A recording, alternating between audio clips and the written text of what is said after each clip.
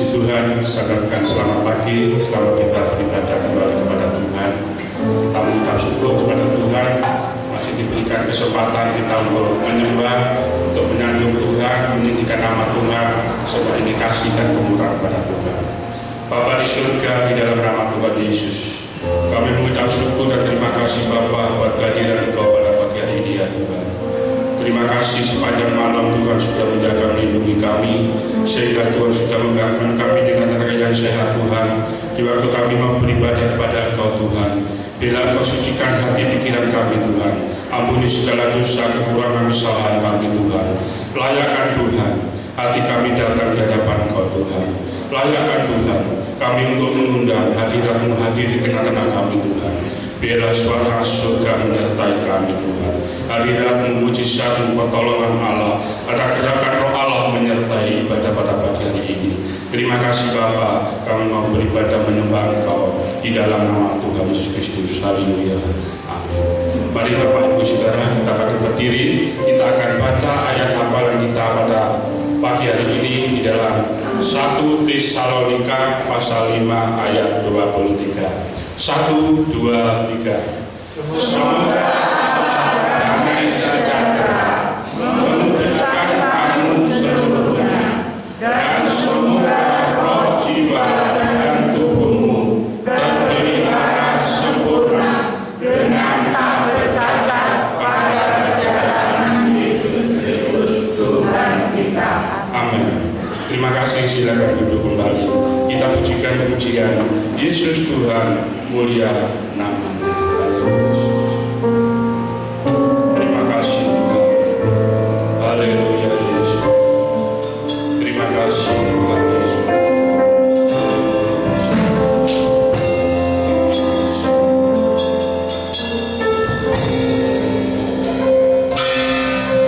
Yesus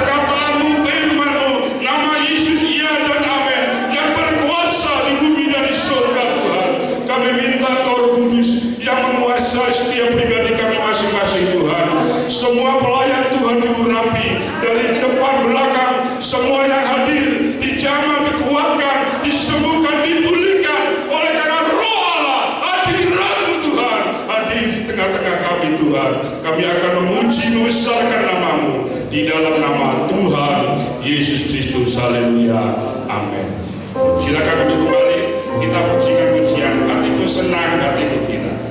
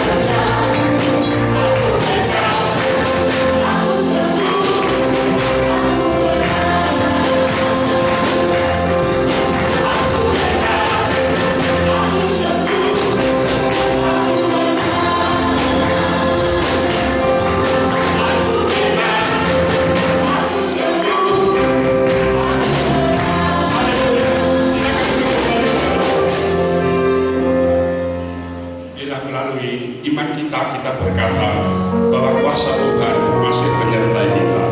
Apa yang dikatakan firman Tuhan sungguh terjadi, kita imani. Betapa heranlah,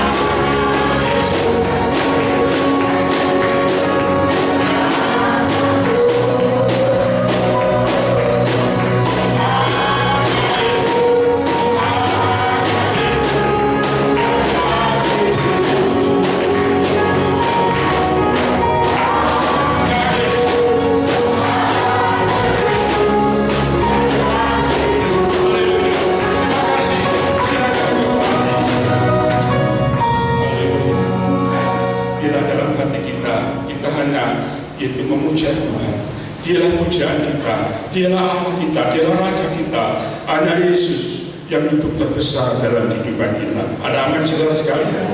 Haleluya. Kita akan memberikan persembahan. Mari kita angkat persembahan kita kepada Tuhan. Yang bertugas bersama.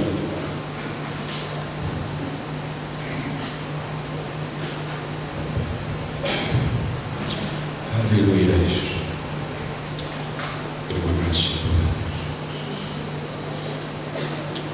Tuhan adalah Bapa kami yang di surga. Kami bersyukur Tuhan, Kau sungguh baik dalam kehidupan kami. Kau Allah yang kami sembah, Kau Allah yang kami muliakan Tuhan. Terima kasih Tuhan Yesus. Pagi hari ini Tuhan kami mengangkat tangan kami memberikan korban persembahan dengan penuh sukacita. Dan Tuhan persembahan ini boleh berguna untuk pelebaran kerajaan di tempat ini.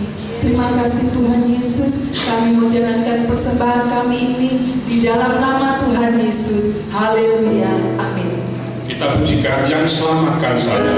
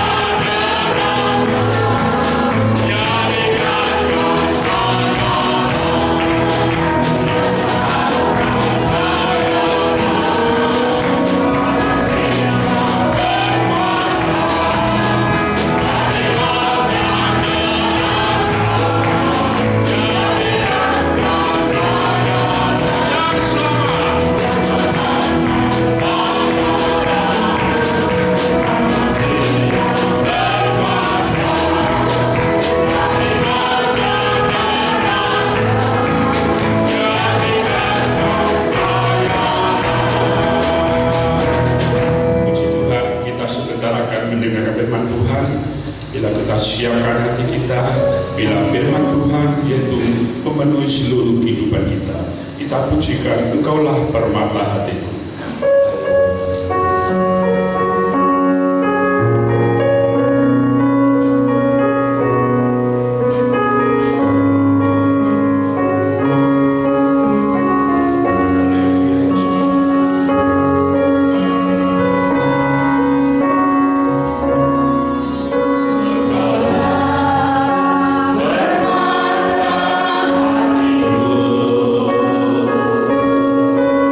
Engkau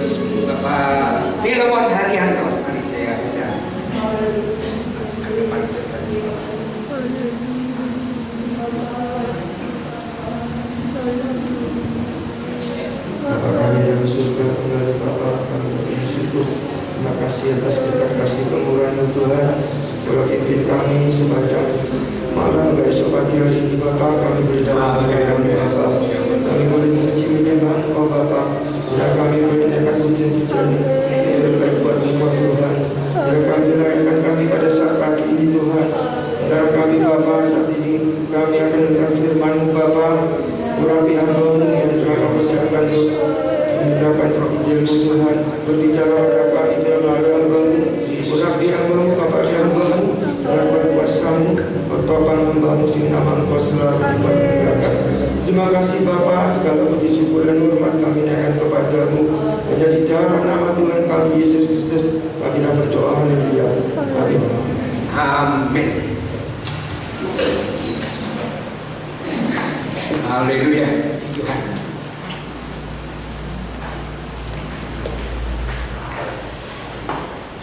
Mari saudara, kita mohon supaya Roh Kudus angkat tangan, supaya firman yang kita dengar meneguhkan dan menguatkan kita. Firman Allah menjadi rema dalam hidup kita, sehingga kita selalu dapat melakukan apa yang menjadi kehendak Tuhan di dalam hidup kita, sehingga nama Tuhan selalu dipermuliakan. Puji Tuhan. Mari saudara, kita mau sama-sama buka Alkitab kita.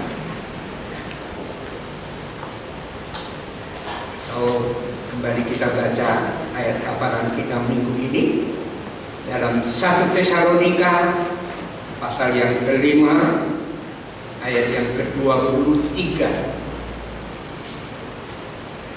Mari kita bagi berdiri ya.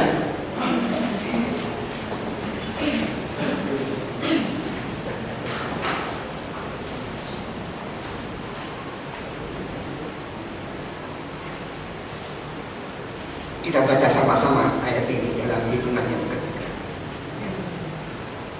Suara keras, pelan-pelan, menyapa.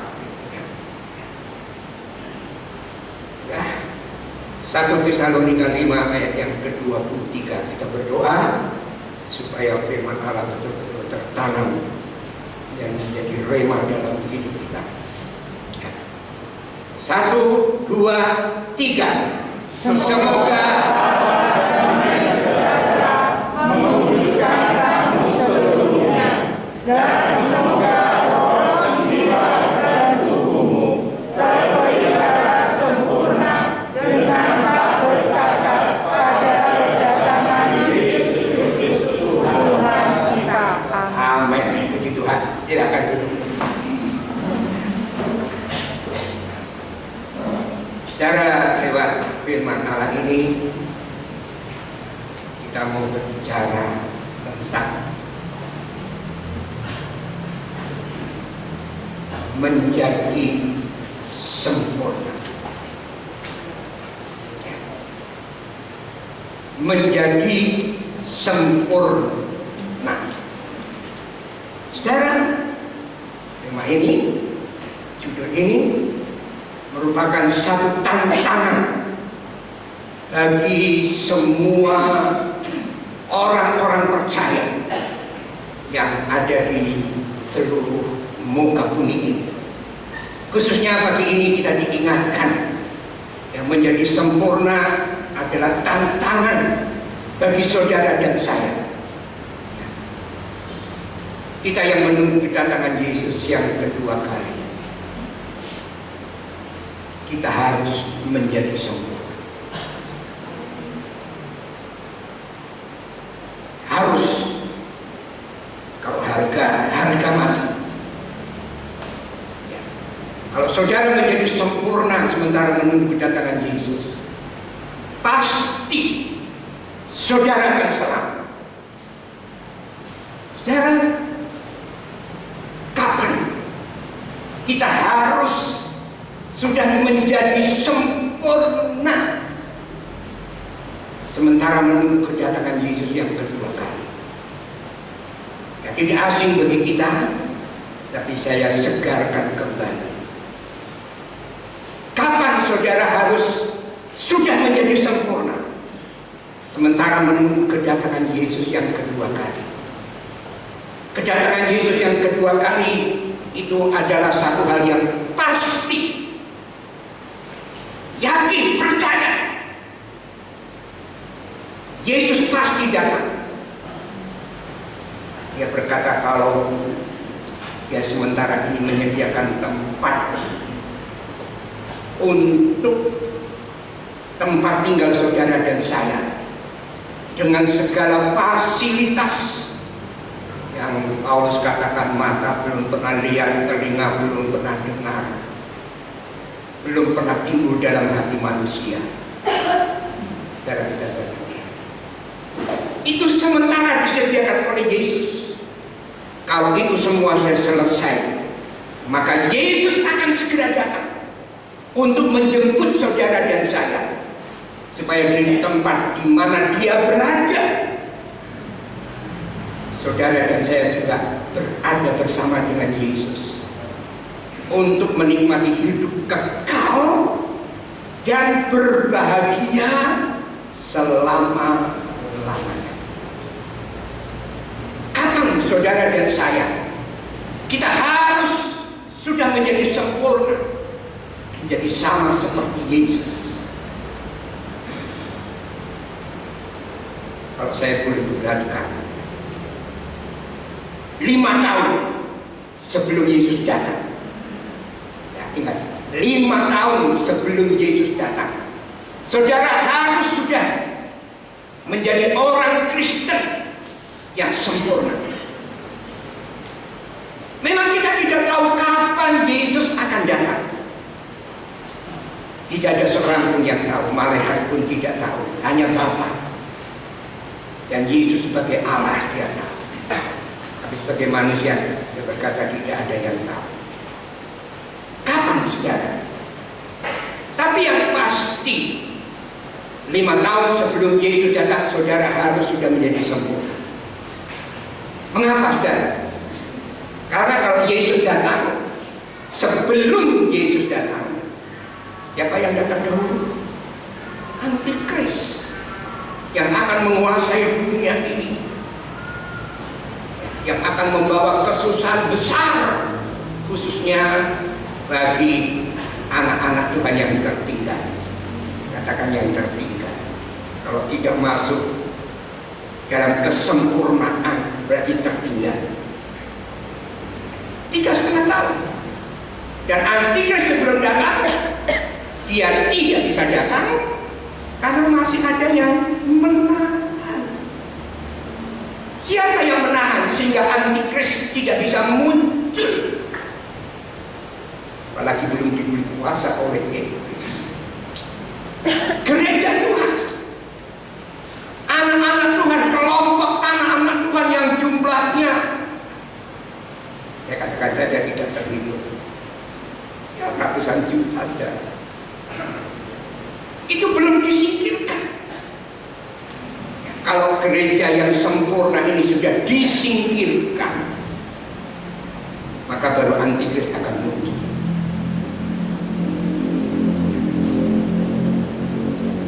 Kita tahu baca dalam Wahyu pasal yang ke-12, gereja yang sempurna itu digambarkan seperti perempuan.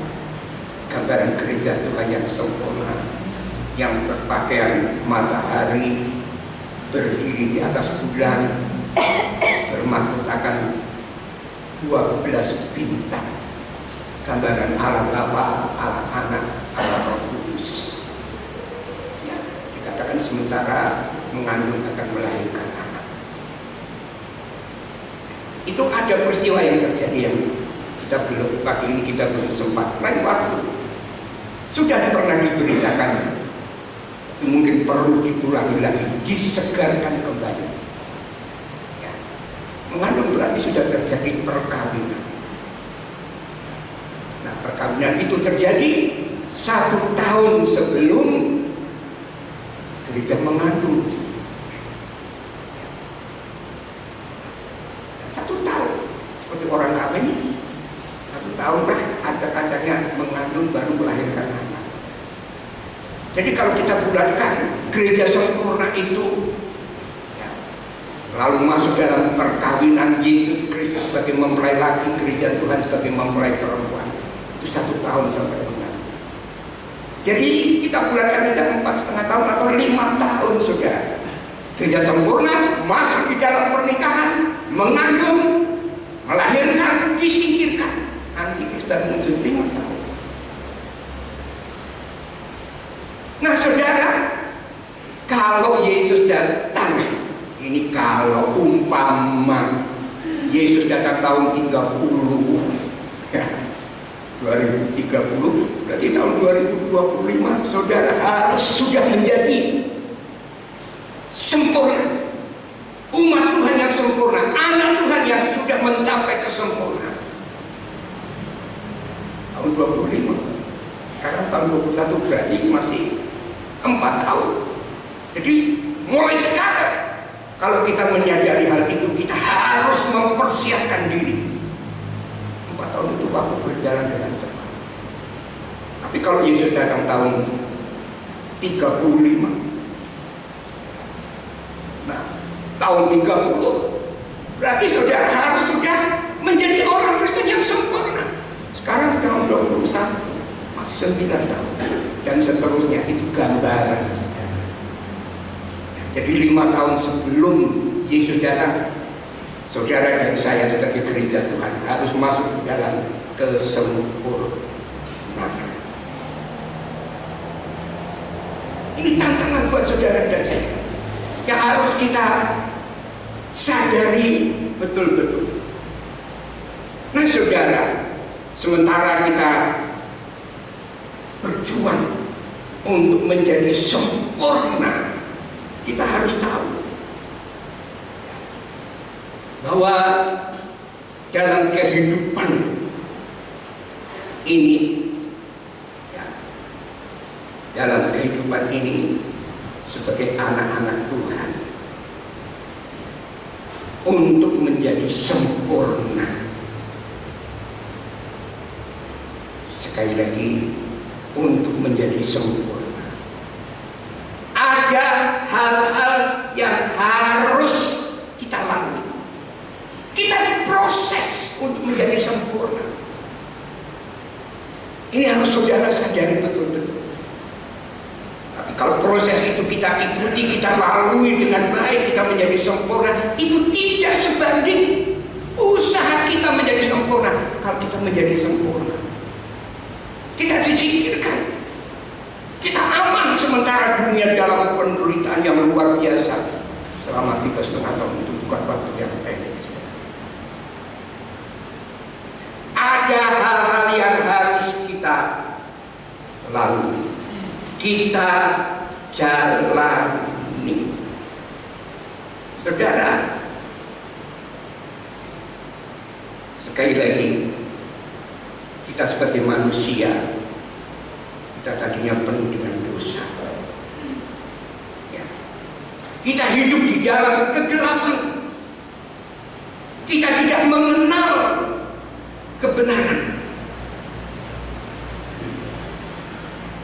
Tapi oleh kasih Allah, sekali lagi karena kasih Allah, maka saudara dan saya, kita dituntun oleh Roh Kudus ketika kita mendengar firman Allah, kesaksian-kesaksian dari hamba Tuhan, dari anak-anak Tuhan.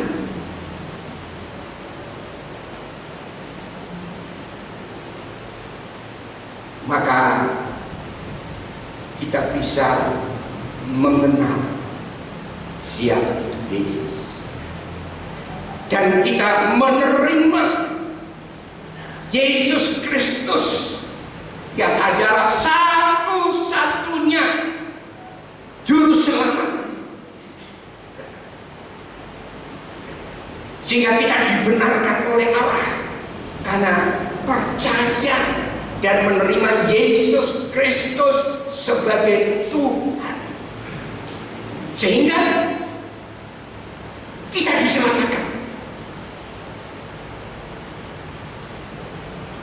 Hanya oleh percaya dan menerima Yesus Kristus sebagai Tuhan dan Juru Selamat, kita diselamatkan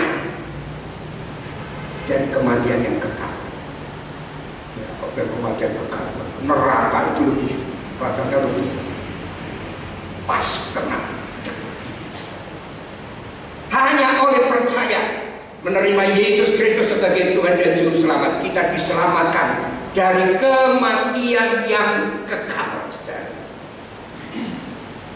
Tetapi tidak sampai di situ saja. Setelah kita menerima anugerah dari Allah lewat iman kepada Yesus Kristus, sekali lagi firman Allah katakan itu bukan hasil usahamu, itu pemberian Allah yang diberikan secara gratis, secara cuma-cuma, hanya dengan cara percaya dengan sungguh-sungguh menerima Yesus sebagai Tuhan dan Juru Selamat. Tapi tidak berhenti sampai di situ. Bukan sekali selamat tetap selamat, lalu mau berbuat apa saja, mau berbuat dosa apa saja, saya sudah selamat. Tidak, saudara. Setelah kita diselamatkan, setelah kita dibebaskan dari kematian yang kekal, bahkan sebaliknya kita menerima hidup yang kekal di dalam kerajaan sorga. Maka saudara dan saya, kita mempunyai tanggung jawab. Sekali lagi, setelah saudara dan saya diselamatkan dari kematian yang kekal, kita mempunyai kewajiban, saudara. Kita bertanggung jawab atas keselamatan yang Tuhan sudah berikan. Keselamatan yang tidak bisa dibeli. Orang pelaku tidak bisa membeli.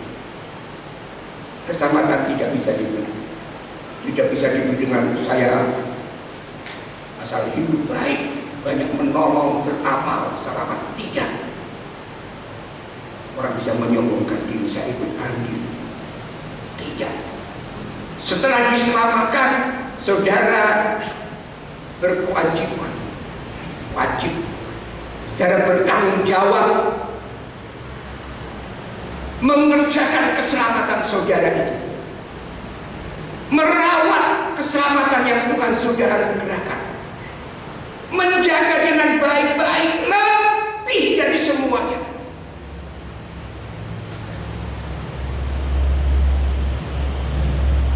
Apa artinya kita mengerjakan, merawat, menjaga itu keselamatan? Artinya saudara dan saya, kita harus terus-menerus selama kita masih hidup sebagai anak-anak Tuhan. Sekali lagi, kita harus terus-menerus bertumbuh di dalam persekutuan dengan Allah dari hari ke hari. Artinya setiap hari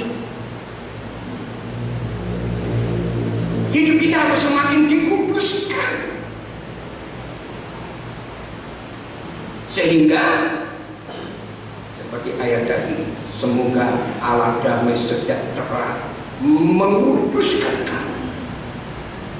Jadi kita harus selalu hidup di dalam persekutuan dengan Tuhan setiap hari. Semakin dikuduskan, dikuduskan, dikuduskan. Tuhan berkata, kuduskan mereka di dalam kebenaran. Firman adalah kebenaran. Jadi kita harus hidup di dalam kebenaran, mematuhi perintah Tuhan, melakukan perintah Tuhan, taat, saudara.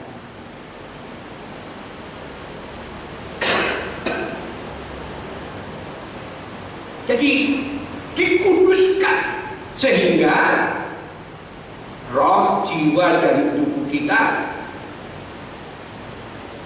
terpelihara sempurna.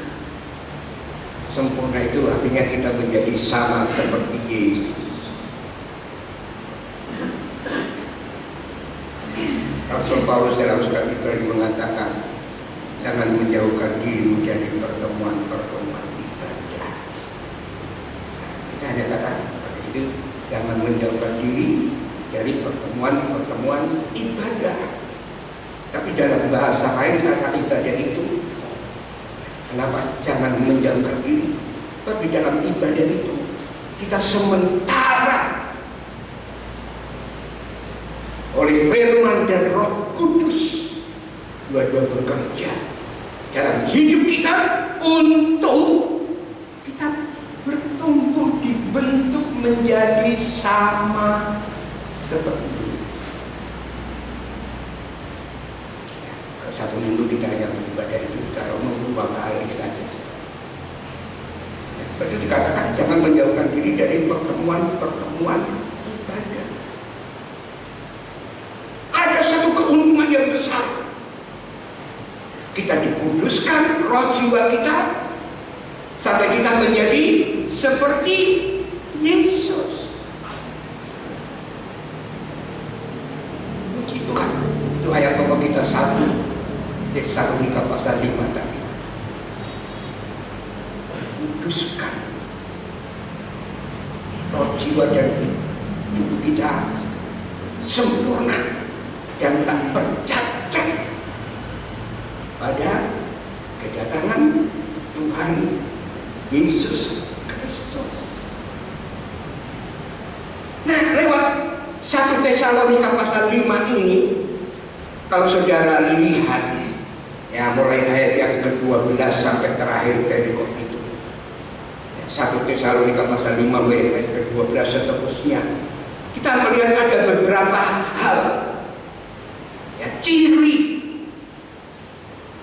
atau tanda dari orang Kristen, ciri atau tanda khas dari anak-anak Tuhan yang bertumbuh untuk menjadi sempurna.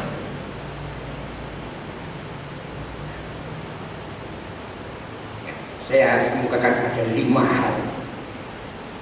Yang pertama, kalau saudara baca 1 Tesalonika pasal 5, ya kalau saudara baca mulai ayat yang ke-12 sampai ayat yang ke-16, tapi saya pusatkan dalam ayat yang ke-16.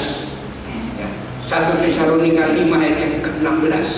Di situ dikatakan bersukacitalah senantiasa. Kita disuruh bersukacita senantiasa sebagai anak Tuhan.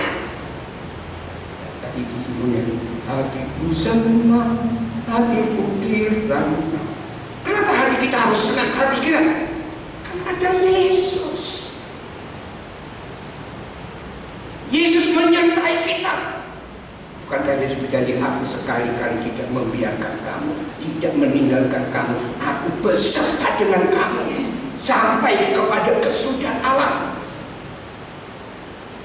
Jadi sebagai anak Tuhan, kita harus bersukacita senantiasa. Kita tahu kita hidup di hari-hari terakhir. Akan datang masa yang sukar, dunia semakin sukar, semakin gelap. Meskipun teknologi bertambah maju, tapi itu keadaan dunia. Dunia bertambah gelap, saudara. Jadi apakah kita sebagai anak Tuhan, kita bisa bersukacita senantiasa, artinya selalu girang, saudara? Apa bisa?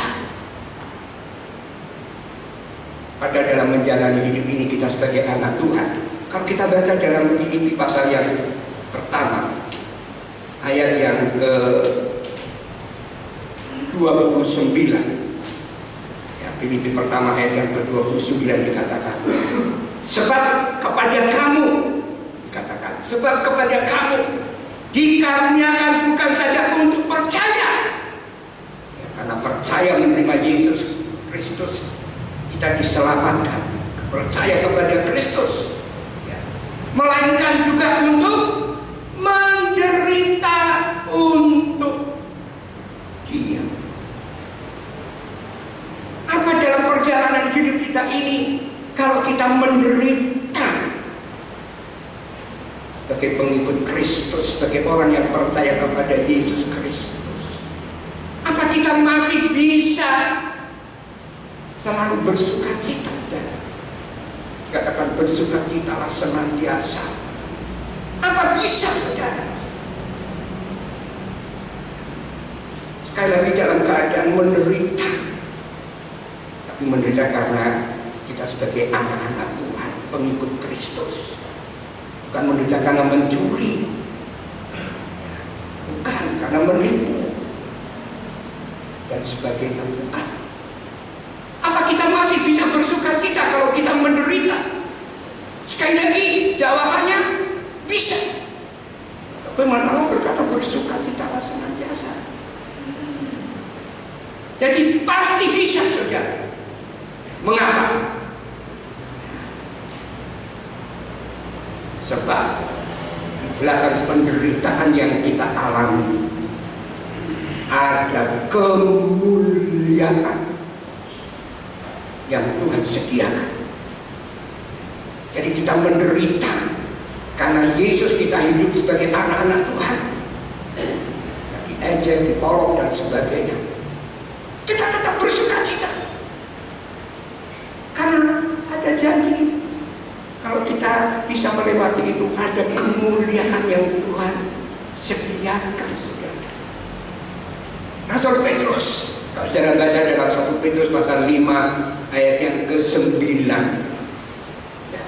di sana kalau saudara baca intinya, penderitaan yang kita alami ya, karena kita sebagai pengikut Kristus Yesus, kita mau terima itu dengan sukacita, dengan senang.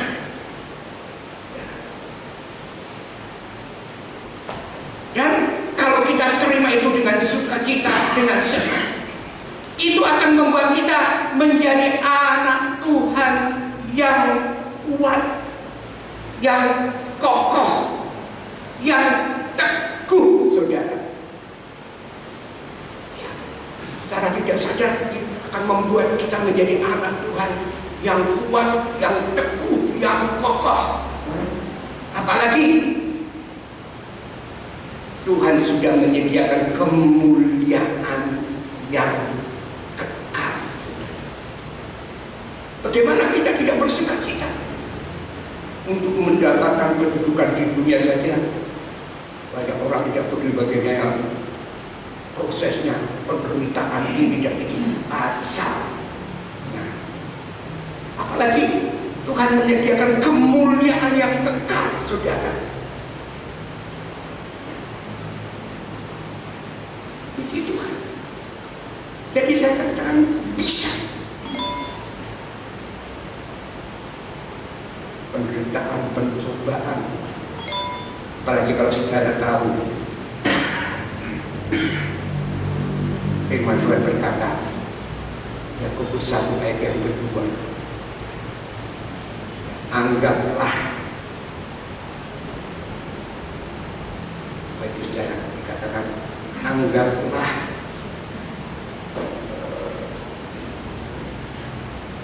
sebagai satu kebahagiaan kalau kamu mengalami berbagai-bagai pencobaan, penderitaan, kesusahan. Tidak akan bisa. Sekali lagi firman kata, anggaplah sebagai kebahagiaan. Oh, kalau saya menderita karena Yesus, saya sebagai anak Tuhan, saya bahagia. Terus saudara bisa belajar. Apalagi kalau saudara dianiaya, menderita itu karena dianiaya karena Yesus. Matius 16 ayat 25 berkata, kalau kamu kehilangan nyawa, menderita karena Yesus, kamu akan mendapatkan nyawa di dalam kerajaan surga. Amin. Itu. Jadi proses yang pertama, kalau kita mau bertumbuh menjadi sempurna, senantiasa bersukacita. Ada beban masalah apapun, jangan menghilangkan sukacita. Lalu yang kedua, kalau saudara baca dalam ayat yang ke-17, 1 Tesalonika 5 ayat 17, Di sana dikatakan tetaplah berdoa. Berdoa itu artinya kita datang kepada Tuhan. Kita harus selalu hidup dekat dengan Tuhan. Tetaplah berdoa itu artinya kita selalu hidup dekat dengan Tuhan. Kesaksian Daud, hanya dekat Allah saja aku tenang, daripada nyala keselamatan. Ia gunung batu kota benteng aku tidak akan punya. Kalau dekat dengan Tuhan, kita merasa tenang, keselamatan kita terjamin. Jadi proses yang kedua itu tetaplah berdoa. Jadi selalu hidup dekat dengan Tuhan. Dekat dengan Tuhan artinya dalam hidup ini kita selalu bergaul intim dengan Tuhan. Tetaplah berdoa. Berapa kali saudara mau berdoa? Itu artinya saudara bergaul intim dengan Tuhan. Dan ada berkat yang luar biasa saudara kalau kita bergaul intim dengan Tuhan, bergaul dengan Tuhan. Saudara bisa baca dalam Kejadian tentang Henokh. Dikatakan Henokh ini bergaul dengan Allah di tengah kesibukan tanggung jawab sebagai kepala keluarga. Dia bekerja ini dan itu, tapi dia bergaul dengan Tuhan. Akan ditulis 300 tahun dia selalu bergaul dengan Tuhan, menikmati hadirat Tuhan. 300 itu angka setia. Jadi Henokh ini dia setia, selalu bergaul dengan Allah. Dan apa yang firman Allah catat, Henokh dia diangkat hidup oleh Tuhan, tidak mengalami kematian. Itu adalah gambaran gereja Tuhan di akhir sana. Kalau saudara dan saya masuk di dalam kesempurnaan, juga akan diangkat hidup, tidak mengalami kematian secara tubuh. Ini firman Tuhan. Itu akan terjadi. Tinggal tekad saudara, kepekaan saudara, mau tidak diproses oleh Tuhan. Contoh lagi tentang Nuh. Dikatakan Nuh ini orang benar, tidak bercela di antara orang-orang sesamanya, dan dia bergaul dengan Tuhan. Karena dia bergaul dengan Tuhan, dia mengenal Tuhan, dia dibentuk menjadi seorang yang begitu taat kepada Tuhan. Dan ketaatan itu dikatakan dia selalu mematuhi perintah Tuhan. Firman Tuhan tepat seperti apa yang diperintahkan. Apalagi begini, begitu, seperti membangun tata. Panjang sekian, lebar sekian, tinggi sekian, tingkat 3. Belum pernah membangun bertenaga kapal yang begitu besar.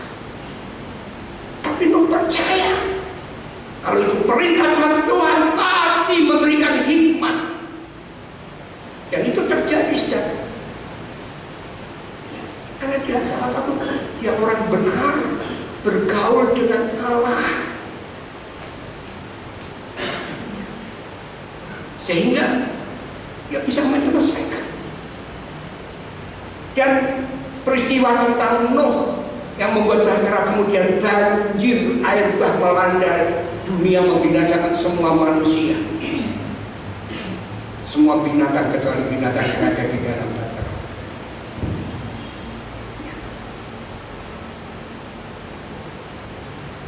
Peristiwa ini diangkat oleh Yesus. Jangan bisa baca dalam Matius pasal 24 ayat 37 sampai 42. Di sana Yesus sendiri berkata, pada waktu anak manusia datang. Siapa anak manusia? Yesus. Kalau dia nanti datang untuk kedua kali, yang sementara saudara dan saya tunggu. Ya. Yesus akan, keadaannya sama seperti pada zaman Nuh hidup. Gimana zaman Nuh hidup? Manusia itu bobrok, rusak, jahat. Ini sama di mana saudara dan saya hidup. Kalau Wahyu 18 ayat 5 mengatakan dosa manusia sudah bertimbun-timbun sampai ke langit. Ini dosa manusia sekarang. Dan Yesus akan segera datang. Itu sama Nuh hidup, diangkat oleh Yesus. Dan kalau saudara bisa hidup seperti Nuh, Yesus angkat hari itu. Yesus kata nanti pada kedatangannya ada dua orang sementara bekerja di ladang, satu diangkat, satu dibawa, diangkat, disingkirkan, satu ditinggalkan. Dua orang bekerja di penggilingan, dua orang di tempat tidur, dikatakan dua orang. Satu diangkat, satu ditinggal. Nah, yang diangkat, dibawa, disingkirkan, itu kalau mempunyai kehidupan seperti Nuh, tenang, tidak bercelah, dan berkawan dengan Allah.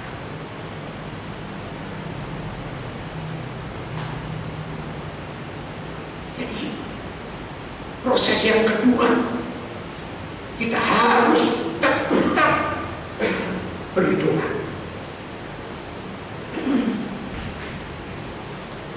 Doa itu nafas hidup orang Kristen. Kalau kita bahas tentang doa banyak. Jadi yang kedua, tetap berdoa. Itu sudah.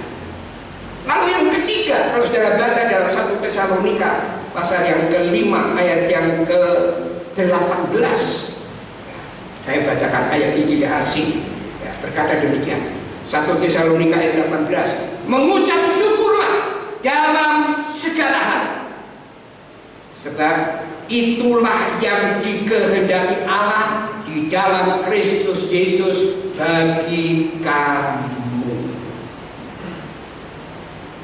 Syarat yang ketiga untuk kita menjadi sempurna dalam kehidupan kita sebagai anak-anak Tuhan, mengucap syukur.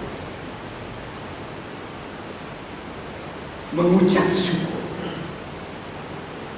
artinya hidup kita melimpah dengan ucapan syukur.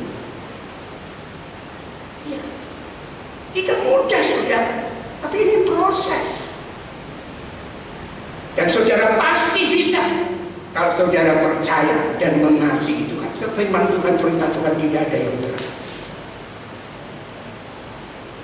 Pasti bisa mengucap syukur, melimpah dengan ucapan syukur. Ya, dalam hidup ini menghadapi situasi dan kondisi yang bagaimanapun, macam-macam.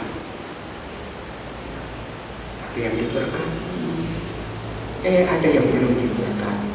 Diberkati bersyukur, belum diberkati bersyukur, senang bersyukur. Kalau lagi susah karena ada masalah, ada pencobaan, bersyukur.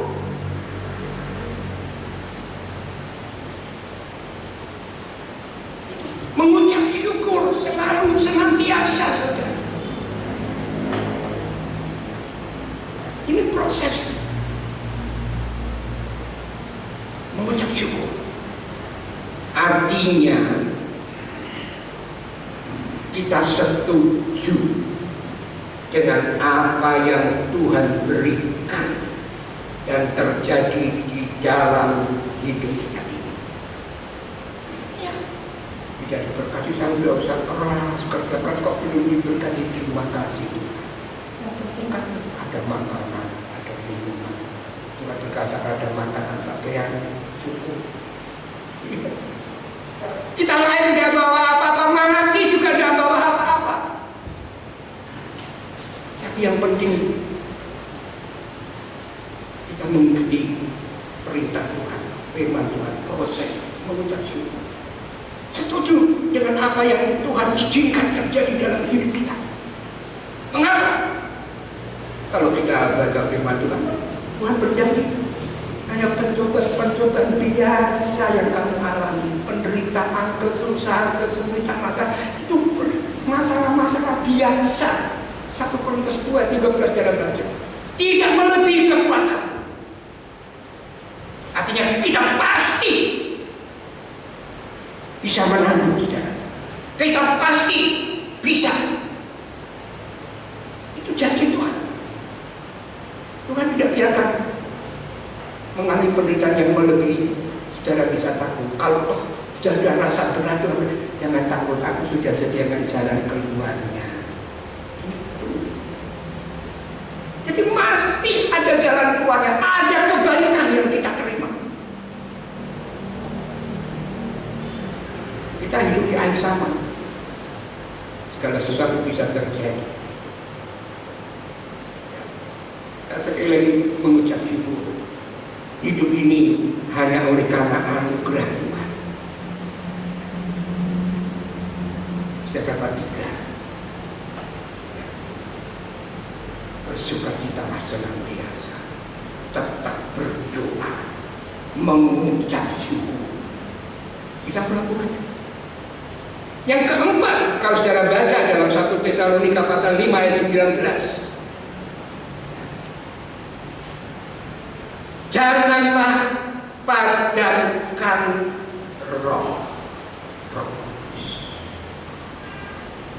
Kepada setiap anak Tuhan, begitu kita percaya terima Yesus Kristus sebagai Tuhan dan Juru Selamat, ya kita sudah dilahirkan baru menjadi ciptaan baru oleh firman dan Roh Kudus. Roh Kudus itu sudah ada di dalam hidup kita, memimpin hidup kita.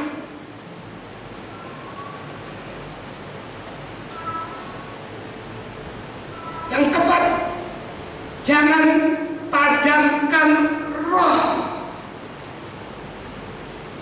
Atau artinya kita selalu bergaul dengan Roh Kudus.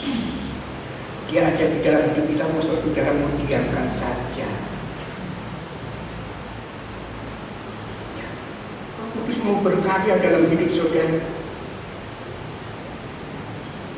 Kalau kita pelajari tentang pekerjaan Roh Kudus, luar biasa saudara. Dan kita ingat, Roh Kudus itu adalah salah satu oknum dari Tritunggal Allah. Jadi Roh Kudus itu adalah Allah. Adalah Allah sendiri. Nah, kalau Allah ada di dalam Roh Kudus itu Allah di dalam kita.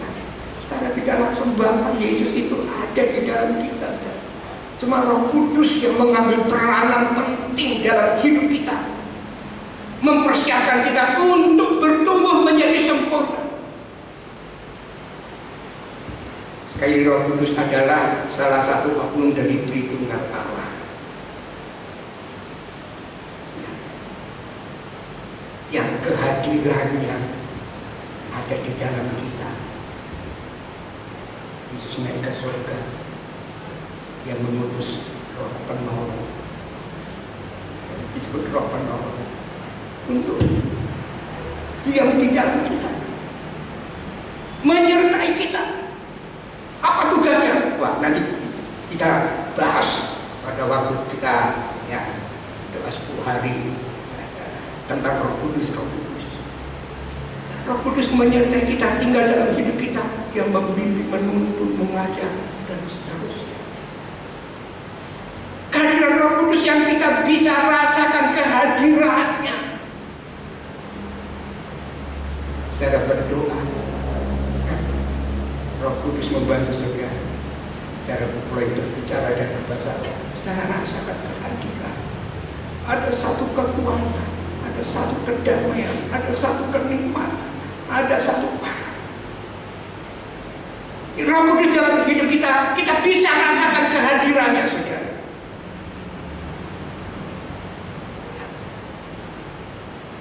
Sebab itu Allah rindu, Allah ingin supaya saudara dan saya dalam hidup ini selalu dipimpin oleh Roh Kudus.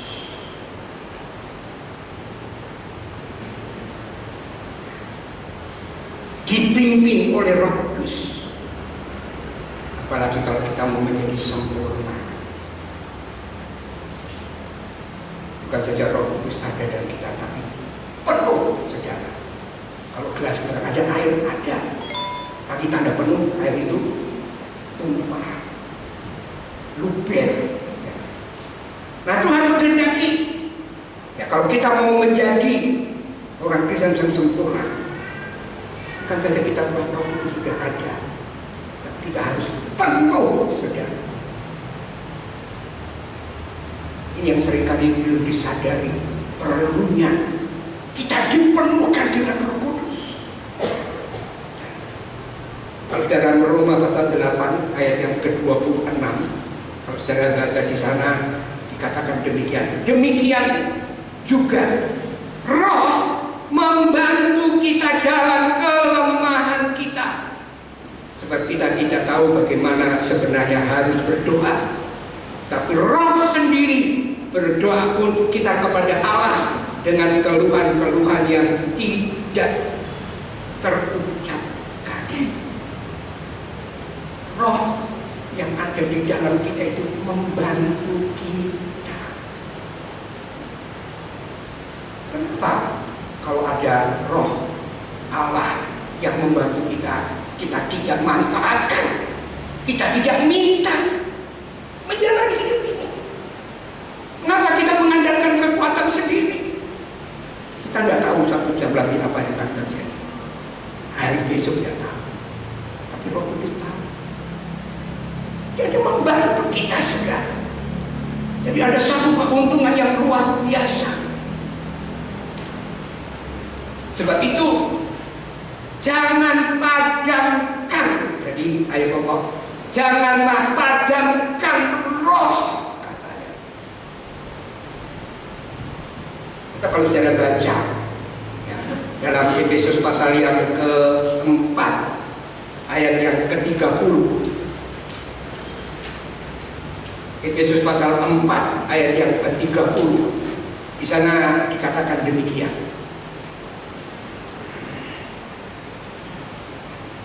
Dan janganlah kamu mendukakan Roh Kudus Allah yang telah memeteraikan kamu menjelang hari penyelamat.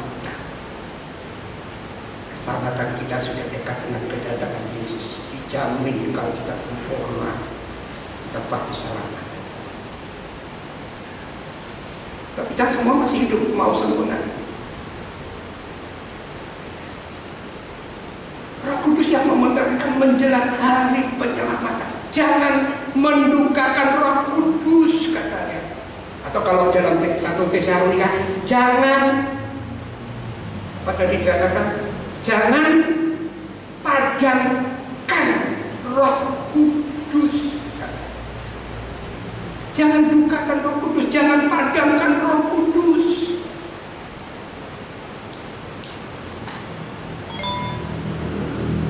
Justru sebaliknya, saudara.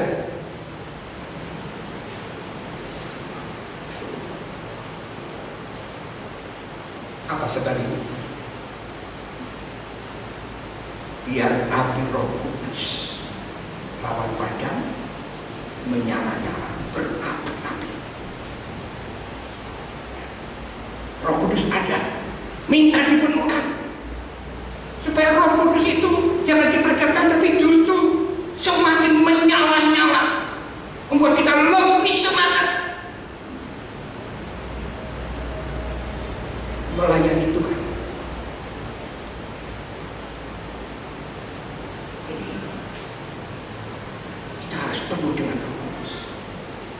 Dan kalau Roh Kudus dipenuhkan, jangan padamkan.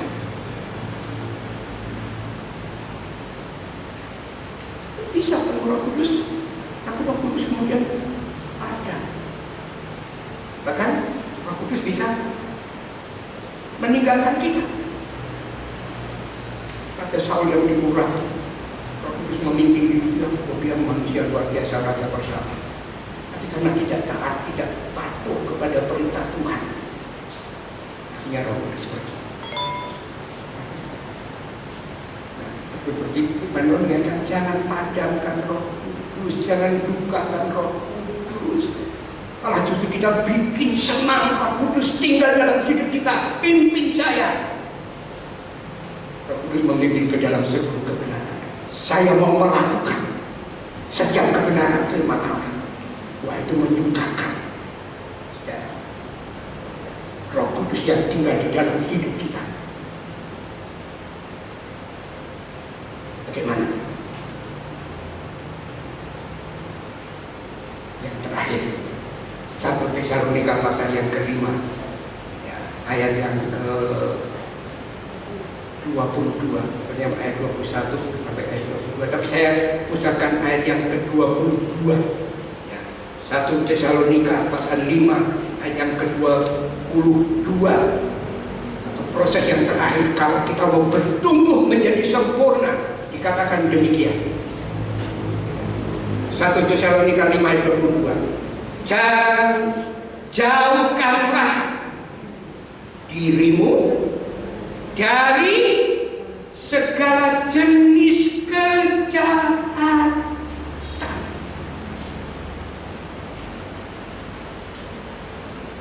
Kita sedang proses untuk menjadi sempurna. Jauhkan dirimu dari segala kejahatan.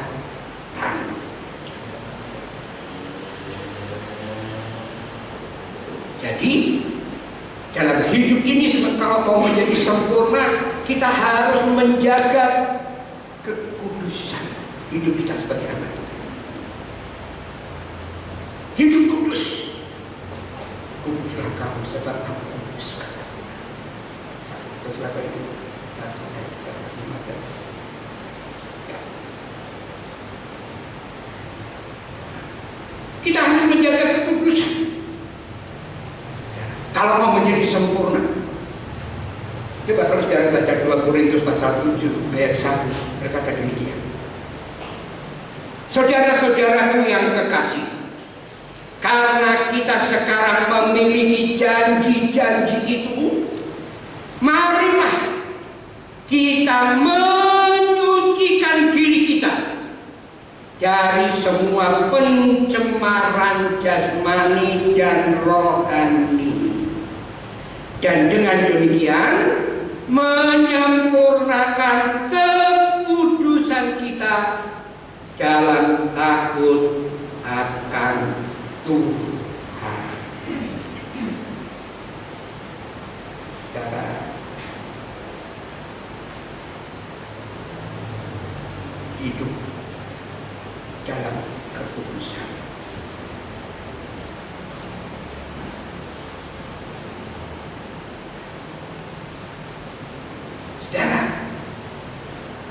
Tantangan yang terbesar, tantangan yang boleh dikata paling berat kita hidup di akhir zaman ini adalah menghadapi kejahatan. Dunia di akhir zaman sangat jahat.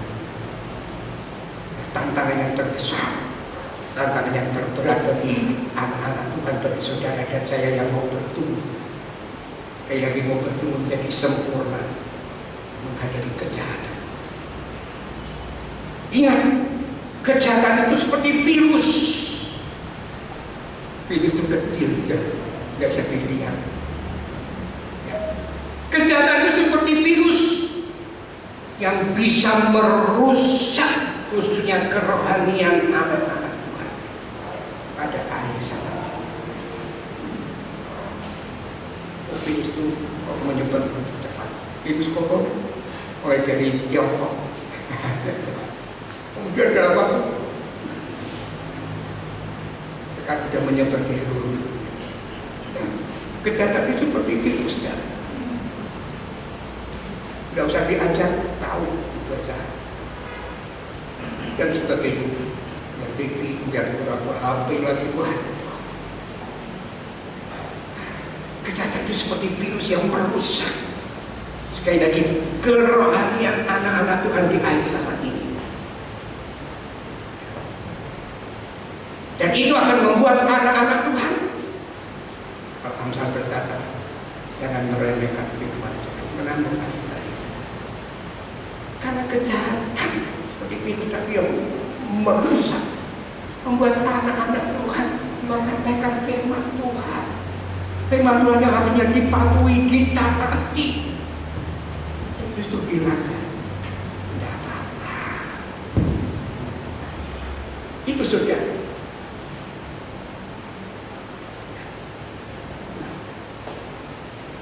Hidup anak-anak Tuhan bukan semakin dekat dengan Tuhan, tapi justru semakin jauh dari Tuhan. Firman Tuhan mengingatkan kepada para 2 Timotius 3 ayat 1, 2 dan 5. Ketahuilah di hari-hari terakhir akan datang masa yang sukar. Itu sudah dikasih tahu firman Tuhan. Akan datang masa yang sukar. Pertama menghadapi kejahatan dunia di akhir zaman ini. Sebab itu seperti virus merusak kerohanian. Anak-anak bisa hanya mementingkan diri sendiri, egois, menjadi hamba uang bagi semua perempuan saudara. Tapi ini uang itu harusnya menjadi alat, tapi justru baca saja 1 Timotius pasal 6 ayat yang ke-10. Yang terakhir saya bacakan 1 Timotius pasal 6 ayat yang ke-10. Dunia bertambah jahat, manusia menjadi egois. Bukan orang dunia, anak Tuhan bisa. Dan Tuhan ini diajar untuk anak Tuhan menjadi hamba uang bagi dikatakan. Kita semua perempuan. Nah, 1 Timotius 6 ayat yang ke-10 berkata demikian.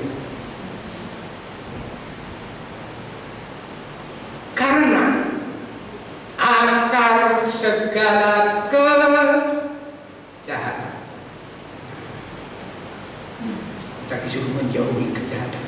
Akar segala kejahatan ialah cinta uang. Kita perlu uang, tapi jangan sampai kita diperbudak uang, diperalat uang. Cinta uang melebihi cinta kita kepada Tuhan. Nah, sekali lagi saya bacakan. Karena akar segala kejahatan ialah cinta uang. Sebab oleh memburu uanglah, memburu uang untuk mendapatkan uang, bisa sebanyak-banyaknya. Nah, dengan cara bagaimana? Beberapa orang telah menyimpang dari iman, menyimpang dari itu sudah.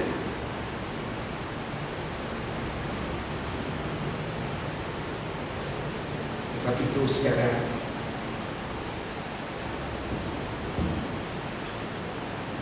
kita sadari mengenai kejahatan. Kita disuruh menjauhi kejahatan apapun bentuknya itu. Ya, dalam perbuatan, dalam pekerjaan, dalam perkataan pun kita bisa berbaca, bisa masuk dalam pikiran, tidak kelihatan. Kejahatan semua menguasai kita. Tantangan kita cukup berat, tapi pasti bisa. Kita bertumbuh menjadi sempurna. Yang tadi kalimat menjauhi kejahatan katanya. Itu dikatakan dalam 1 Tesalonika 5 ayat yang ke-20. jauhkanlah dirimu dari segala kejahatan. Jauhkanlah. Ini firman Tuhan.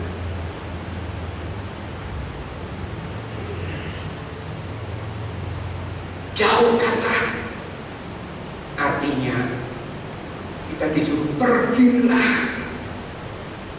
larilah, jauhilah dari sumber kejahatan. Salah satu uang, lainnya banyak sekali. Kalau itu merupakan sumber kejahatan, jauhkanlah. Sekali lagi, pergilah, larilah, menjauhilah dari sumber kejahatan. Sekali lagi, memang tidak mudah, saudara, menjauhi kejahatan. Sekali lagi, tidak mudah. Apalagi dosa itu enak, dosa itu manis. Oh, enak kok suruh saya meninggalkan, menjauhi. Kalau itu kejahatan, kita bertumbuh menjadi sempurna. Menjauhilah dari segala kejahatan. Sekali lagi, memang tidak mudah. Tapi sekali lagi, sebagai anak-anak Tuhan, pengikut Kristus Yesus, untuk menjadi sempurna, siap menunggu kedatangan Tuhan, selamat, kita harus punya sikap yang tegas. Ini tantangan. Kalau itu kejahatan, jauhi. Kita harus punya sikap yang tegas. Mau ikut Yesus, melayani ikut Yesus, ikut salib, menyangkal diri, baru kamu bisa ikut aku, layak menjadi pengikutku. Ya, itu sekali lagi, menjadi kejahatan tidak mudah. Tapi sekali lagi, sebagai anak-anak Tuhan, pengikut Kristus,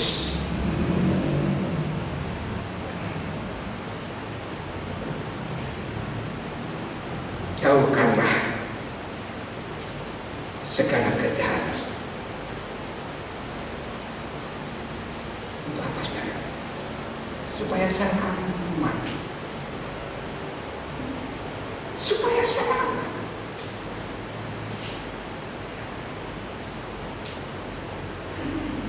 Supaya selamat. Jadi menjauhi kejahatan, kalau saya dikatakan langkah yang paling tepat supaya selamat. Nah, kalau kita bisa mengikuti 5 proses tadi, kemudian 1 Tesalonika 5 ayat yang ke-23, semoga Allah damai sejahtera memutuskan kamu seluruhnya. Semoga, dikatakan roh, jiwa, tubuh kita menjadi sempurna dan tak bercacat pada kedatangan Yesus Kristus Tuhan kita. Sempurna. Apa yang kita dapatkan di akhir zaman kalau kita melakukan ini, baru dari Tesalonika belum lain-lain lagi. Ada 5 langkah. Kita akan menjadi sempurna. Roh saudara sempurna, jiwa saudara sempurna, dan dikatakan tubuh juga akan sempurna. Saya akan melihat pekerjaan Tuhan yang luar biasa, di mana firman dan Roh Kudus akan mengadakan mujizat dalam gereja Tuhan. Sempurna, roh, jiwa, dan tubuh sempurna. Saya tahu mata saya bagaimana, hanya tinggal mata satu aja, kapur saya terus tahu. Tapi kalau saya masuk dalam kesempurnaan, saya usaha, semoga saya masih hidup. Kalau saya berusaha masuk ke dalam kesempurnaan, saya mati dipanggil Tuhan lebih dulu. Nah, berapa itu? 14, 13. Yang terpenting adalah ketekunan orang-orang kudus menuruti perintah Tuhan dan iman kepada Yesus. Kalau mati, berbahagia.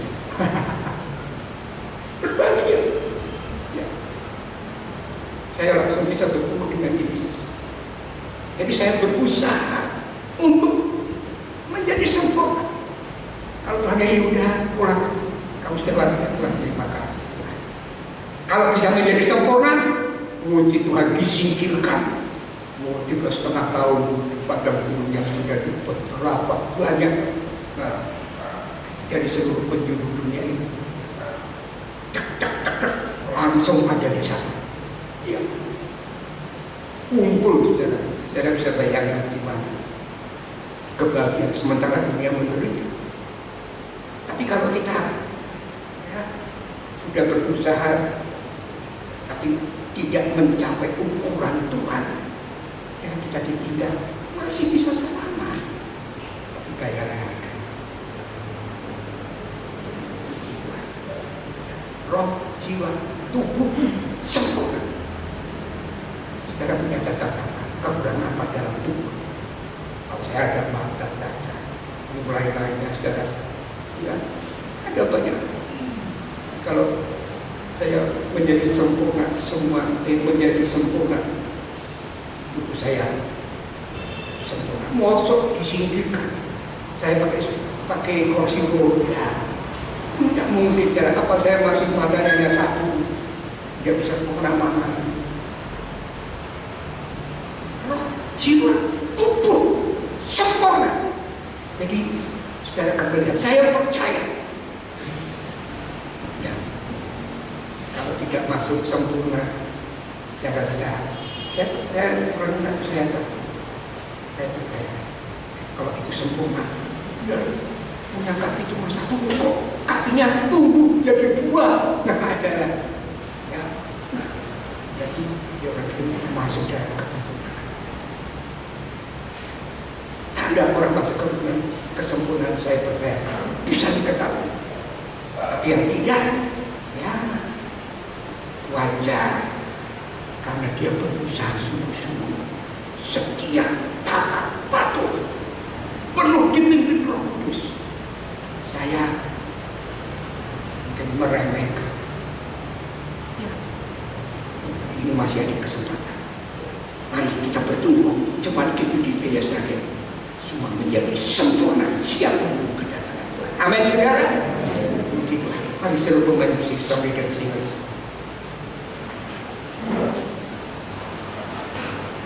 Cepat pergi. Mari.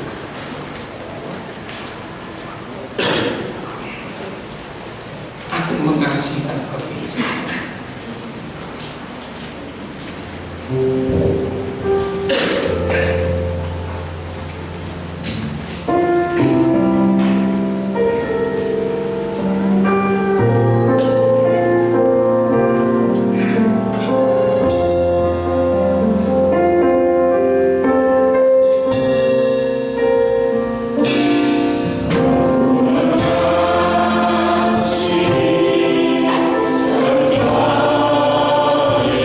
Biar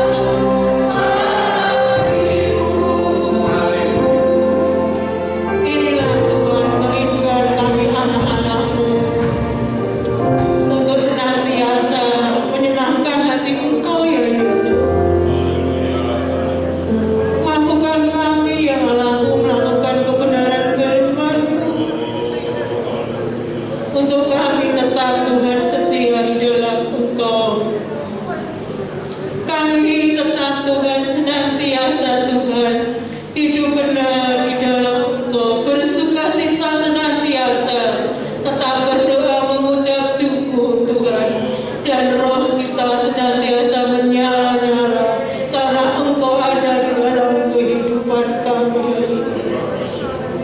dan jauhkanlah kami dari segala kejahatan. Itulah yang menyenangkan Engkau Tuhan, sehingga kami ada dalam perlindungan, pemeliharaan dan kasih setia-Mu. Tiada malaya sangkara ya ta'ala ya malaya tiak-tiak siang malaya ta'ala ya ta'ala. Tiada malaya tiak siang kotolo ya silika ya ta'ala ya malaya. Terima kasih ya Allahku, terima kasih Tuhan Yesus, ampuni kami ya Allahku selama ini Tuhan. Kami seringkali masih Tuhan mengecewakan Engkau, membuat roh-Mu Tuhan duka karena perbuatan kami anak-anak-Mu ya Tuhanku. Kami mohon ampunan-Mu ya Tuhanku, kami mohon ampunan-Mu Tuhan. Ajarkanlah kami, mampukan kami ya Allahku sebagai pelaku-pelaku kebenaran firman-Mu Tuhan, sehingga kami Tuhan ada Tuhan di dalam-Mu Tuhan. Kami sempurna Tuhan, baik dalam roh, jiwa dan tubuhku, dan kami semuanya Tuhan boleh terangkat Tuhan bersama dengan Kristus Yesus di surga. Tiada malaya silaka yang malaya pera ya ta'ala. Tiada malaya sangkara ya ta'ala yang malaya ta'ala. Tiada malaya singkatala ya singkiru tiada mahakatela silakara ya ta'ala. Terima kasih Tuhan Yesus atas firman-Mu pada pagi hari ini.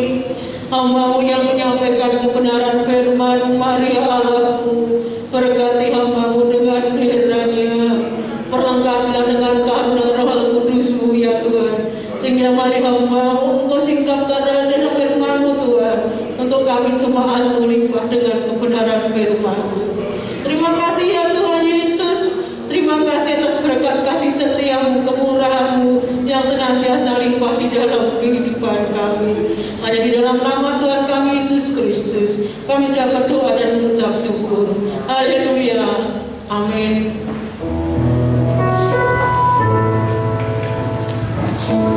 Terima kasih, kita sudah diberkati melalui firman Tuhan.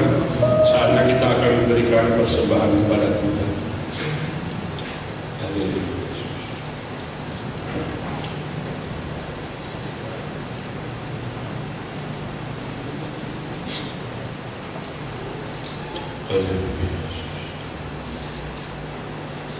Terima kasih Tuhan Yesus, kembali kami datang padamu Tuhan. Kami mengangkat tangan-tangan kami Bapa dan melakukan persembahan Bapa. Mari Kau sucikan tangan kami, Kau sucikan hati kami. Ajar kami untuk memberi dengan sukacita hati kami, dan persembahan ini boleh berguna bagi pelayanan tempat ini dan sekitarnya. Terima kasih Tuhan Yesus, kami mau melakukan persembahan kami hanya di dalam nama Tuhan Yesus. Haleluya. Amin. Kita pujikan hatiku senang, hatiku gila. Terima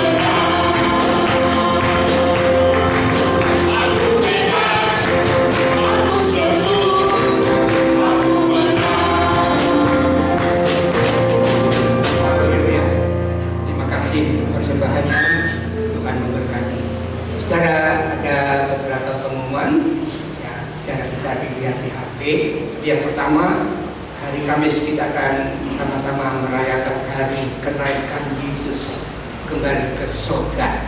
Hari Kamis di kebagiannya diadakan pagi jam 8. Dan sesudah itu hari Jumat selama 10 hari ada doa kita seperti biasa.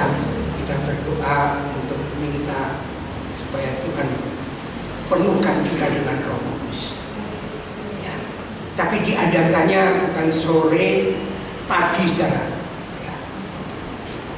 Ini khusus untuk tahun ini. Jadi pagi seperti doa pagi, kita doa 10 hari mulai 4:30 pagi sampai 4:30. Jadi kita jam 4:30 kita datang, kita nyanyi, lalu kita dengar firman Tuhan, lalu kita berdoa, minta sebab Roh Kudus sudah diberikan, tinggal saudara minta dengan percaya. Tuhan senang memberikan Roh Kudus untuk memenuhi. Ya. Sebab kita perlu Roh Kudus. Di hari-hari terakhir ini selain firman Allah, kita perlu Roh Kudus dua-dua bekerja untuk menuntun kita, membuat kita menjadi sempurna.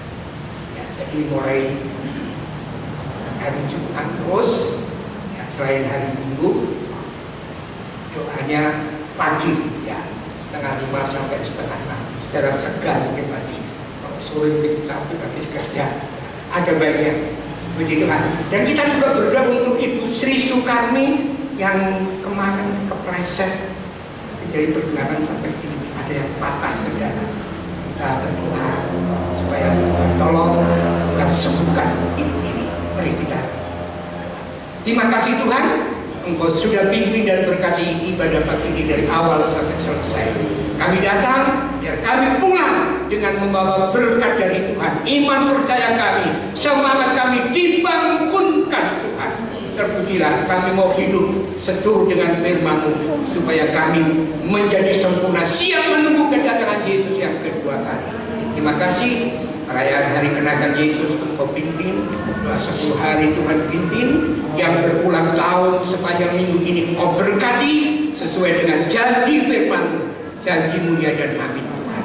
Kami berdoa untuk Ibu Sri Sukarmi yang sakit, dalam nama Yesus Engkau jamah Tuhan, berikan kesembuhan, mujizat yang boleh alami, dan dia boleh kembali beraktivitas dan terlebih beribadah kepadamu, memuji, menyembah dan memuliakan nama. Terima kasih, kami yang semua datang sudah diberkati, yang lemah dikuatkan, yang susah dihiburkan, yang sakit dalam nama Yesus sudah disembuhkan Tuhan, yang dalam peperangan berikan kemenangan. Terima kasih. Sekarang saudara-saudaraku yang saya kasih, marilah kita mau pulang ke rumah kita masing-masing dengan selamat.